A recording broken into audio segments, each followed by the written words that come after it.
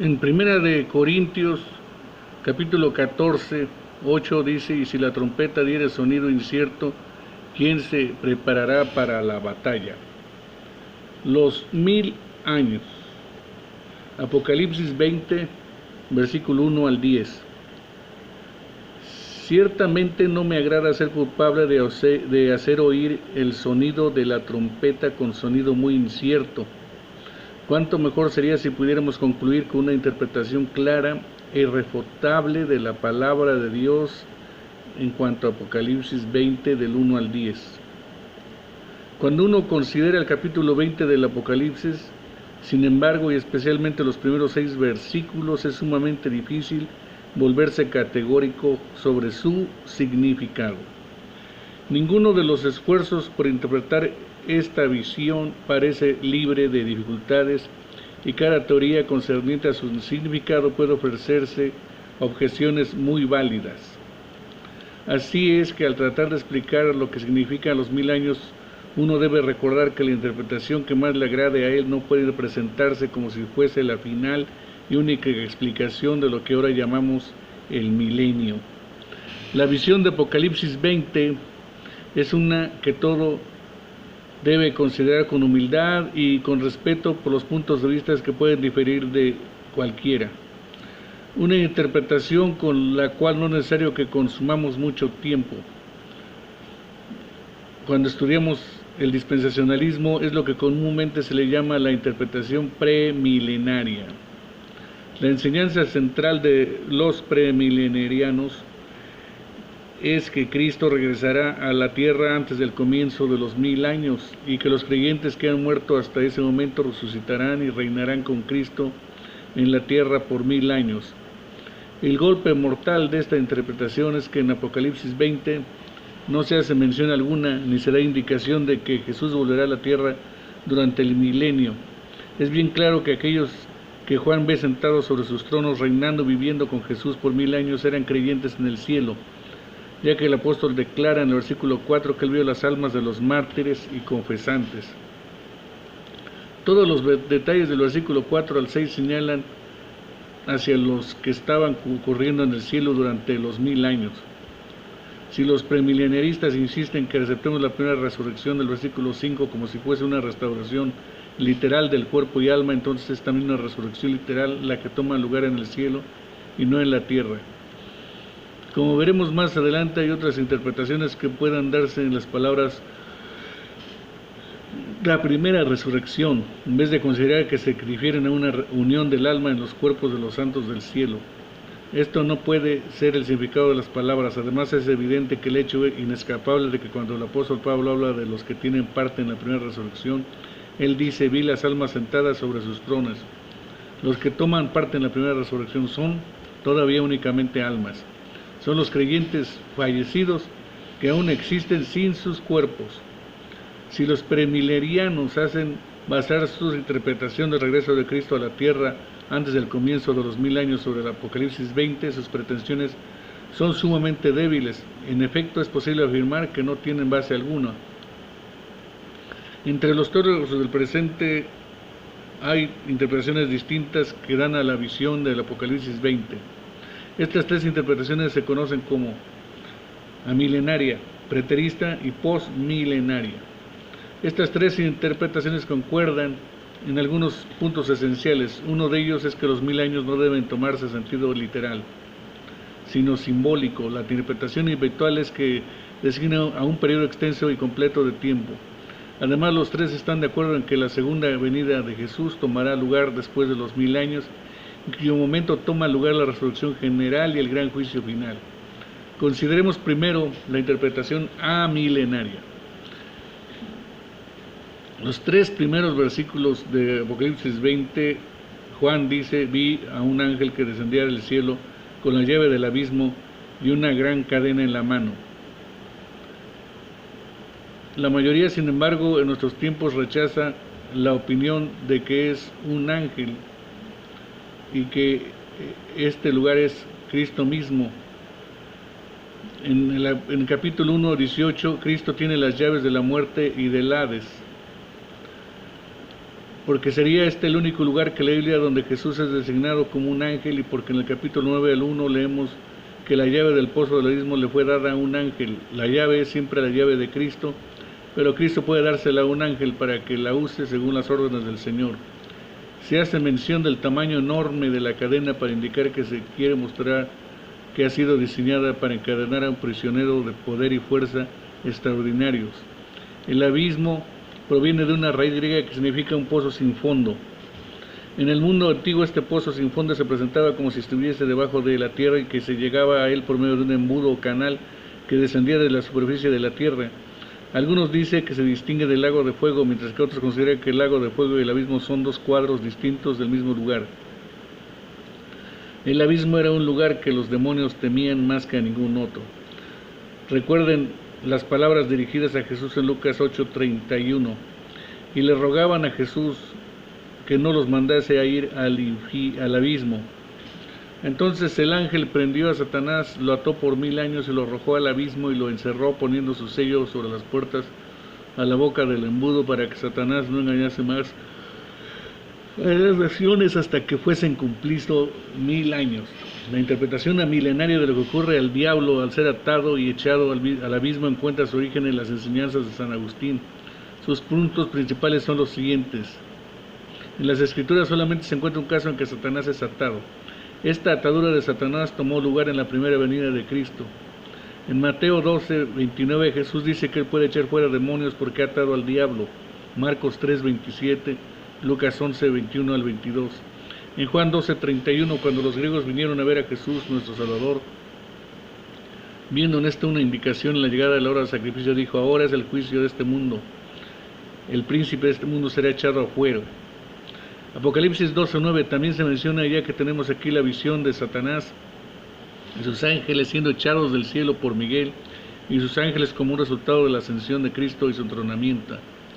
En Apocalipsis 19 nos lleva hacia el fin de la historia. El capítulo 20 sigue el mismo repetitivo de la revelación del Apocalipsis y nos pone en el umbral del principio de nuestra era. En consecuencia, el hecho de que Satanás es atado en Apocalipsis 20 debe indicar la misma experiencia que tuvo Satanás y que tomó lugar cuando Cristo llegó al mundo por primera vez y durante su ascensión al cielo. Es decir, la atadura de Satanás y el principio de los 1000 años ya habían tomado lugar cuando Juan escribió su visión y continuarán hasta pocos momentos antes de la segunda venida de Cristo. Que Satanás haya sido atado no significa que es completamente impotente durante ese tiempo. Está atado únicamente en el sentido de para que no engañase más a las naciones. Esto, según el punto de vista milenario, significa que el diablo actualmente no tiene poder para destruir la iglesia, ni es capaz de impedir que ella cumpla su gran obra misionera de llevar el evangelio a todas las naciones. Una de las figuras preferidas que se utilizan es la de comparar las ataduras de Satanás a un animal salvaje atado a una larga cadena. Más allá de la cadena, el animal no puede hacer daño, pero dentro del círculo de la cadena permanece tan poderoso y mortífero como antes. Los versículos del 4 al 6 de la visión se entienden como si describiesen la condición de los creyentes victoriosos en el cielo durante los 1000 años, es decir, durante la ascensión de Cristo hasta su regreso en gloria. Las razones para ubicar esta escena en el cielo son muy concluyentes. Primero, Apocalipsis 4 al 4 claramente muestra que el trono de Cristo y los tronos de su pueblo están en el cielo. Segundo, Juan afirma que él solo vio las almas sobre los tronos, lo que excluye el pensamiento de que estos fuesen posiblemente tronos sobre la tierra. En el griego es claro que los que reinan con Cristo pertenecen a dos clases: por un lado los que habían sido degollados, es decir, los mártires, y por otro los que no habían adorado a la bestia ni a su imagen. A lo largo de la historia de la Iglesia, estos han sido designados como los confesantes. Hoy en día se consideran confesantes a todos los que, aunque no hayan muerto como mártires, mueren con fe en Cristo, confesándole como su Salvador y Señor. Todos los santos en el cielo son presentados con la facultad de juzgar. La idea aquí es que en estos momentos tienen derecho a emitir veredictos sobre otros. La analogía de la Escritura apoya la idea de que los santos juzgan con Cristo. En 1 Corintios 6, 2 al 3, Pablo pregunta: ¿no sabéis que los santos han de juzgar al mundo? ¿No sabéis que hemos de juzgar a los ángeles? En Apocalipsis 2:26 Jesús promete: al que venciere y guardare mis obras hasta el fin, yo le daré la autoridad sobre las naciones. Y también en 3:21 nuestro Señor dice: al que venciere le daré conmigo a que se siente en mi trono. También se dice de aquellos que vivieron y reinaron con Cristo. La idea de vivir en este pasaje es que ahora sus almas han entrado en la plena posesión de la gloria de la vida eterna. Reinan ejerciendo control sobre todas las cosas según sus deseos y pudiendo satisfacerlos completamente. Los que juzgan, viven y reinan con Cristo son presentados como si tuviesen parte en la primera resurrección.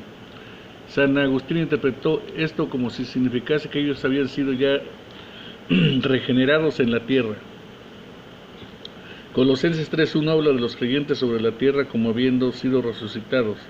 Si pues habéis resucitado con Cristo, buscad las cosas de arriba. En nuestro tiempo, sin embargo, la mayoría acepta la primera resurrección como el ascenso de las almas de los creyentes desde la tierra al cielo, donde el alma es hecha perfectamente santa y comparte en la gloria de Dios. En versículo 5 leemos: pero los otros muertos no volvieron a vivir hasta que se cumplieron 1000 años. Esto significa que aquellos que mueren sin Cristo no tienen parte en la vida eterna, continúan en existencia, pero en una existencia sin ninguna bendición ni gloria. Luego de los 1000 años ocurre en ellos un cambio. Al momento de regresar a Cristo, sus cuerpos son reunidos con sus almas, pero esto no significa para ellos vida eterna. Entran plenamente en la segunda muerte, que es el castigo eterno del cuerpo y el alma, en el lago de fuego y azufre. Para el creyente hay dos resurrecciones: la elevación de su alma a la gloria del cielo en el momento de su muerte física, y la elevación de su cuerpo en la gloria al momento de producirse la segunda de venida en Cristo. Para aquellos que mueren sin Cristo, hay dos muertes: la separación del alma de todas las bendiciones y la gloria del momento de la muerte física, y la plenitud de la muerte eterna, cuando sus cuerpos y almas son reunidos. Los versículos 7 al 10 describen el momento en que Satanás será soltado de sus prisiones, su ataque contra la iglesia y su destrucción final y completa. Mucho del simbolismo que se utiliza en este pasaje es traído de Ezequiel, capítulo 38 y 39. En el poco tiempo que le queda a Satanás, este reúne las naciones que están en los 4 ángulos de la tierra. Simplemente es el mundo entero. Gog, de la tierra de Magog, es presentado como si fuera el líder de este vasto ejército reunido por el diablo para atacar y destruir la iglesia. La iglesia es presentada por medio de una figura doble, se le llama el campamento de los ángeles, que sugiere que la iglesia es un ejército santo en marcha, y la ciudad amada, que sugiere las grandes riquezas y poder que ha recibido de Dios. Pero en el momento en que parece que el diablo está a punto de destruir completamente a la iglesia, el fuego desciende sobre él y su gran ejército. En un momento todos son destruidos. Es el mismo momento de tiempo al que se refiere 2 de Tesalonicenses 2, cuando Cristo destruirá al hombre de pecado con el resplandor de su venida. Satanás es lanzado en el lago de fuego y azufre. Su fracaso y su castigo son ahora completados eternamente. Nunca más hará sufrir a la iglesia del Dios viviente. Se ha perdido para siempre entre las oscuras y ondeantes nubes del juicio y del tormento. Consideremos ahora la segunda interpretación, la interpretación preterista. Es un término latín cuyo significado es pasado y se le utiliza para designar a los que creen que la mayor parte de las visiones del Apocalipsis se han cumplido ya en el pasado. Esta interpretación pone la atadura de Satanás y el principio de los 1000 años en el pasado, pero declara que estas cosas no ocurrieron en el momento de la primera venida de Cristo o durante la ascensión al cielo. Las siguientes son algunas de las razones que se ofrecen para no iniciar el periodo de los 1000 años en el momento del principio de la era cristiana. Tal interpretación hace que el simbolismo de los números se convierta en total confusión. La interpretación milenaria dice que en el capítulo 12 la era cristiana es representada por un periodo de 3 años y medio, resumido en un periodo de 42 meses y un tiempo y tiempos y la mitad de un tiempo, o 1260 días. Los 3 años y medio designan toda la era cristiana, los 1000 años en ese sentido, pero un simbolismo de números en el cual 3 años y medio significan lo mismo de 1000 años es confuso. ¿Cómo puede decirse que los mártires y los confesantes de los días de Juan reinan con Cristo por 1000 años si los 1000 años habían comenzado 70 años antes de su muerte? Es imposible hablar de Satanás como si hubiese sido atado, y puesto que la prisión del abismo durante el tiempo del apóstol Pablo, en el capítulo 8 del Apocalipsis, que habla del principio de la era cristiana, el dragón es representado como si estuviese suelto sobre la tierra para perseguir a la iglesia, y durante el tiempo de Pedro los creyentes son amonestados. Sed sobrios y velar, porque vuestro adversario el diablo, como león rugiente, anda alrededor y buscando a quien devorar. Tampoco puede utilizarse una de Pedro 2:4 para pagar la idea de que Satanás había sido atado y puesto en la prisión al principio del Nuevo Testamento. Este versículo dice: porque si Dios no perdonó a los ángeles que pecaron, sino que arrojándolos al infierno los entregó a prisiones de oscuridad para ser reservados al juicio. Esto no es aplicable a la atadura de Satanás en Apocalipsis 20, porque este versículo no habla de lo que ocurrió cuando Cristo ascendió al cielo, sino cuando los ángeles pecaron, lo que era aún mucho antes de la caída del hombre. El reinado con Cristo no es aplicable a todos los creyentes, sino solamente al pequeño y limitado número de cristianos que habían sido muertos por la bestia o que permanecieron fieles bajo su persecución. En consecuencia, los preteristas mantienen que la atadura de Satanás no tomó lugar hasta que el cristianismo triunfó sobre el paganismo romano, que para ellos es la bestia del Apocalipsis 19, alrededor del año 300, con la conversión de Constantino el Grande. Algunos mantienen que la atadura de Satanás no tomó lugar hasta el tiempo de Carlos Magno, cuando el poder de las naciones bárbaras del norte fue quebrantado. Los preteristas interpretan la atadura de Satanás como si significase que el diablo no tiene los poderes necesarios para restaurar en el tiempo presente el poder pagano. Algunos de los preteristas dan una interpretación poco común a la primera resurrección. La primera resurrección simboliza el regreso a la vida y al triunfo sobre la tierra de la fe mantenida por los creyentes muertos y perseguidos por el poder pagano del Imperio Romano. La segunda resurrección se dice ser la vuelta a la vida del poder del paganismo durante el poco de tiempo que Satanás es quitado del abismo y soltado a la tierra.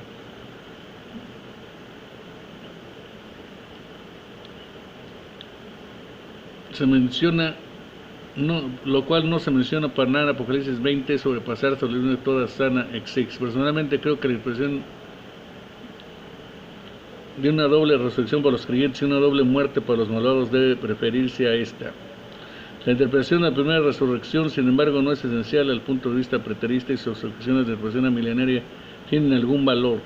El simbolismo de los números se torna confuso si los 1000 años empiezan al principio del Nuevo Testamento, y es muy difícil explicar cómo los mártires de los tiempos de Juan reinan con Cristo por 1000 años, si tal periodo se inició 70 años antes de su muerte. La última interpretación de los 1000 años mantenida por los teólogos bíblicos de la fe reformada son los postmilenarios. Literalmente significa que Cristo regresará después de los 1000 años, y en ese sentido no difiere de la interpretación milenaria o preterista. Las enseñanzas más básicas de los postmilenarios son los siguientes: la atadura de Satanás, el ser echado en el abismo y el comienzo de los 1000 años no han ocurrido aún. Estos sucesos están todavía en el futuro. Los 1000 años son simbólicos y se refieren únicamente a un periodo de tiempo extenso y completo. Los 1000 años o el milenio será el resultado de la predicación del Evangelio, acompañado por la bendición de la obra redentora por parte del Espíritu Santo. El milenio no introducirá una condición de perfección sin pecado, sino una en la cual la fe cristiana predominará en la vida social, económica, política y cultural de la humanidad. Aún en el milenio habrá una constante mezcla de lo bueno y lo malo, pero lo bueno será universalmente más fuerte. El juicio y el vivir y reinar con Cristo de los versículos 4 a 6 se refieren a la condición de los creyentes y muertos en el cielo, y no presentarán un cuadro de algo que ocurrirá en la tierra. Podría mantenerse la opinión de que la plenitud del reino de los santos en el cielo no toma lugar hasta el principio del milenio. Antes del regreso de Cristo, Satanás es soltado por un corto de tiempo y ganándose adherentes hasta un último y desesperado esfuerzo por destruir la iglesia. El fuego que desciende de Dios y consume a Satanás y sus ejércitos es el regreso de Cristo para la resurrección universal y el gran juicio, el día del gran juicio. Las siguientes son algunas de las razones que ofrecen los postmilenarios para creer que el milenio está todavía en el futuro. La atadura de Satanás que se menciona en los evangelios tiene que ver con el poder de Cristo de echar fuera demonios, y no con el poder de Satanás entre las naciones. Apocalipsis 12, que habla que Satanás echado fuera del cielo de la tierra en el momento de la ascensión de Cristo, es una visión totalmente distinta a la que nos presenta a Satanás como sido atado y echado en el abismo. En Apocalipsis 12 leemos: hay de los moradores de la tierra y del mar, porque el diablo ha descendido a vosotros con gran ira, y sabiendo que tiene poco tiempo. Esto no puede ser lo mismo que la teoría de Satanás y su prisión en el abismo. En consecuencia, las dos visiones no son idénticas. El ser Satanás arrojado en el abismo es un suceso que no se menciona en la historia de la iglesia hasta el tiempo de Juan, y en consecuencia debe haber sido después de haber cerrado el canon del Nuevo Testamento, y debe referirse a algún triunfo futuro del Evangelio. Aún en nuestros tiempos, cuando algunos países son más o menos cristianos, es imposible decir que los poderes de Satanás de engañar a las naciones han sido atados. Hay más seguidores de religiones falsas, budistas, hindúes y otros, que seguidores de Cristo. En algunas naciones, aún las más grandes del mundo, el cristianismo es perseguido, por ejemplo en Rusia y en China. Además, una mayoría del mundo pagano ha cerrado las puertas a la obra misionera en general. Por eso, suponer que Satanás ha sido puesto en prisión en el abismo en el momento de la ascensión de Cristo, o en el momento de la conversión de Constantino, o en el momento de la victoria de Carlos Magno, indica una prisión que es vergonzosamente incapaz e incompleta. Debo decir honestamente que no estoy dispuesto, que he llegado a tener más simpatías a la interpretación posmilenaria. Por supuesto, no estoy dispuesto a decir con respecto a ella: así dice el Señor. Creo, sin embargo, que debemos prestarle más consideración de la que se le ha prestado. Sea cual fuera la interpretación que aceptamos de Apocalipsis 20, sin embargo, creo que debemos mantener que una mayor gloria espera al Evangelio en la tierra. Hay una tendencia entre algunos que mantienen la posición milenaria a ser muy pesimistas. Con demasiada frecuencia los milenarios han demostrado una actitud de fracaso. Todo el mundo y la iglesia está en descenso y no hay nada que podamos hacer sino esperar que lleguen los días de la terrible tribulación, etcétera, etcétera. Las razones por las cuales yo creo que debemos mantener la idea de que la iglesia y el evangelio tendrán días de mayor gloria en la tierra son las siguientes. Las profecías del Antiguo Testamento acentúan la universalidad de la obra de Cristo y su salvación. Su redención es algo que abrazarán todas las naciones. Esto no significa que habrá un tiempo cuando todas y cada una de las personas serán salvadas, pero sí una señal, un periodo en que el cristianismo será dominante en todas las tierras. Permítanme mencionar solamente algunas de estas profecías del Antiguo Testamento. Salmos 2:8. El Señor promete a su Hijo: pídeme y te daré por herencia las naciones y como posesión tuya los confines de la tierra. Salmos 22:27. Se acordarán y volverán a Jehová todos los confines de la tierra, y todas las familias de las naciones adorarán delante de ti. En el Salmo 72 tenemos unas profecías más claras desde la conversión de todas las naciones a Cristo. Florecerá en sus días justicia y muchedumbre y de paz hasta que no haya luna. Dominará la mar a mar y desde el río hasta los confines de la tierra. Ante él se postrarán los moradores del desierto, sus enemigos lamerán el polvo. Los reyes de Tarsis de las costas traerán los presentes, los reyes de Sabá y de Seba ofrecerán dones. Todos los reyes se prostrarán delante de él, todas las naciones le servirán, serán su nombre para siempre. Se perpetuarán su nombre mientras dure el sol, benditas serán en él todas las naciones, lo llamarán bienaventurado.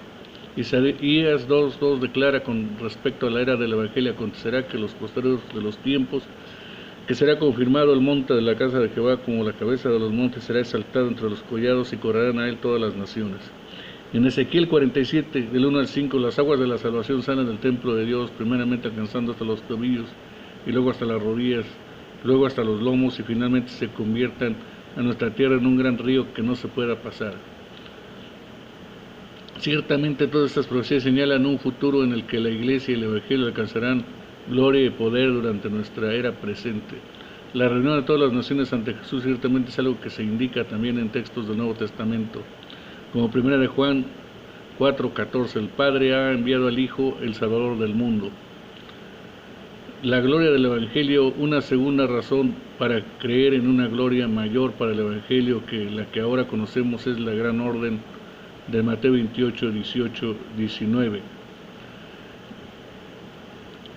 Será bendecida por el Espíritu Santo y transformará todas las naciones. Jesús dijo: id y haced discípulos de todas las naciones. Nuestro Señor hace aquí la promesa de que la predicación del Evangelio será un triunfo en todas las naciones del mundo. Una tercera razón para participar un poder mayor para el Evangelio sobre las naciones, dice Romanos capítulo 11, ahí nos habla sobre la versión de los judíos, es decir, durante el tiempo en que las naciones gentiles serán llenadas con la abundancia de las bendiciones y dones espirituales de Dios. Pablo también dijo que la conversión de los judíos como pueblo sería una de las mayores bendiciones que el mundo podía recibir. En consecuencia, en Romanos 11, del 12 al 15, consecuencia podemos esperar con confianza que cuando los judíos sean convertidos, el poder del Evangelio será mucho mayor sobre la tierra que hasta ese momento. Una razón final para creer en la gloria del mensaje de adopción será mayor influencia sobre las naciones. Se encuentra en la profecía con respecto a Gog, en Ezequiel 38, la profecía que menciona Juan en Apocalipsis 20. Con respecto a esta profecía en Ezequiel podemos hacer las siguientes observaciones. Número 1. La frase en el versículo 8 que Gog vendrá contra el pueblo de Dios al cabo de los años, literalmente durante los postreros años, decididamente coloca la visión en la era cristiana, y el Israel que se menciona en la profecía debe ser la iglesia de Cristo. Gog se describe como si viniese de la tierra de Magog y como si fuese príncipe soberano de Mesec y Dubal. Cuando ataca al pueblo de Dios, trae consigo los ejércitos de Previa, Cus, Sifut, Gomer, Togarmal. Lo que aquí se quiere establecer es que estas naciones estaban dispersas por todo el mundo y en consecuencia nos muestra una persecución mundial de la iglesia. Pero debemos recordar que una persecución mundial también implica una iglesia mundial. El aspecto más importante de la visión, sin embargo, es la condición del pueblo de Dios cuando Gog empieza su ataque. El pueblo de Dios siente gran seguridad. El versículo 8 dice de ellos: todos ellos morarán confiadamente. En el versículo 11 se les describe como gentes tranquilas. Todas ellas habitan sin muros y no tienen cerrojos ni puertas. El pueblo del Señor es presentado como si tuviese grandes riquezas. Lo que induce a Gog a atacar es arrebatar despojos para tomar botín y poner sus manos sobre la tierra y el pueblo que se hace de ganado y posesiones. Gog ha reunido su multitud para quitar plata y oro. Ver versículos del 12 al 13. Además se dice que el pueblo de Dios que es atacado por Gog, que fue sacado de las naciones, versículo 8, y que es el pueblo recogido entre las naciones, una tierra recogida de muchos pueblos, versículo 8. Esto indica que el ataque de Gog contra la iglesia ocurre cuando la obra misionera llega a los límites completos. La iglesia, cuando Gog inicia una persecución y una versión contra ella poco tiempo antes del regreso de Cristo, no es un estado pequeño, pobre. No, antes bien se le presenta como si fuese un estado tan fuerte que no tiene temores, es tan grandes riquezas y bendiciones que abarca en sus tierras pueblos de todas las naciones. Se le presenta como una posición favorable sobre los demás cuando Gog hace sus planes de atacarla. Esto significa que desde este momento hasta el ataque final de las fuerzas del mal, la iglesia experimentará periodos de gran crecimiento, de grandes bendiciones y poder espiritual, hasta lo último del Evangelio irá hacia adelante, trayendo a las naciones a la vida y salvación que pueden encontrar en Cristo. Hay muchos problemas en los detalles del Apocalipsis 20, pero una visión de tremendo consuelo. La iglesia tiene la promesa de las limitaciones impuestas a Satanás, de su destrucción final. Tenemos la promesa de que no importa qué pruebas o sufrimientos enfrentemos aquí en la tierra, entraremos en la gloria de Cristo a reinar con Él como reyes y sacerdotes, y si mi interpretación es correcta, tenemos la promesa de que el Evangelio irá hacia adelante con poder cada vez más fuerte y grande hasta que la gloria de la redención de nuestro Señor haya descendido sobre todas las naciones de la tierra. Tenemos la promesa de que en la hora final de persecución y amenazas y terror, que la iglesia no será destruida. Antes bien, todos sus perseguidores serán destruidos en la ira que quema. Nuestro Señor regresará y la nueva Jerusalén, la ciudad santa, será establecido por siempre. Debemos en consecuencia llevar este magnífico mensaje de salvación a nuestras naciones y a todas las naciones. Honremos el Evangelio con nuestra fe, nuestro trabajo, nuestras posesiones, y recordemos lo que es poder de Dios para salvación. Nuestro Salvador, en esperanza y gozo, mantengamos también firme nuestra oración, que es la oración de la iglesia en nuestro corazón y en nuestros labios. Ven, ven pronto, Señor Jesús.